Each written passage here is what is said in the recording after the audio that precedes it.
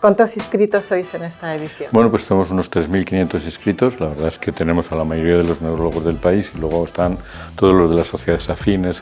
¿Y qué representa el Congreso para la Sociedad Española de Neurología? Hombre, para nosotros es el acto más importante del año. Tener la oportunidad de reunir a todos los neurólogos de todas las áreas es muy importante. Y luego es una fuente importante de difusión. Pretendemos un poco, pensamos que es uno de los grandes congresos médicos en España y pretendemos que sea el Congreso de Neurología en español. Y ya lo vamos logrando poco a poco, ¿no? Sabes que en el Palacio de Congresos para nosotros la sostenibilidad tiene mucha relevancia. La sostenibilidad es un tema crucial para cualquier sociedad y para cualquier individuo, ¿no? Yo creo que es un asunto fundamental y yo he visto la evolución de este Palacio de Congresos y ha sido claramente hacia la sostenibilidad, no solamente del edificio, sino un poco todo el desarrollo de incorporación de nuevas técnicas, las pantallas, es decir, creo que trabaja esencialmente con reducir las emisiones al mínimo y creo que es un compromiso fundamental y creo que además disponéis de unas guías para que todas las reuniones sean lo más sostenibles posible. En esta edición, aunque ya se ha visto en otras anteriores, pero ahí hemos que hablar de interconexión con los hoteles de al lado, con el Palacio.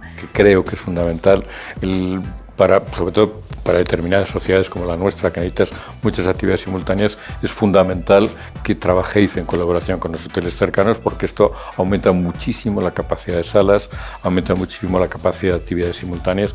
¿Vosotros tenéis previsto algún legado para esta edición? Tenía interés en que saliéramos un poco del Congreso. Hemos hecho dos tipos de actividades, es decir, que una es una reunión con pacientes y luego también el sábado tenemos previsto una carrera por enfermedades neurodegenerativas en el Río, en la cual ya tenemos confirmada una participación bastante numerosa y que bueno, también creo que va a dar visibilidad a este grupo de enfermedades, ¿no? ¿Qué diferencias has visto en el Palacio en estos 5 años? Que desaparecen las fuentes, que aparecen más espacios verdes, el jardín vertical. Creo que ves que el Palacio está vivo, ¿no?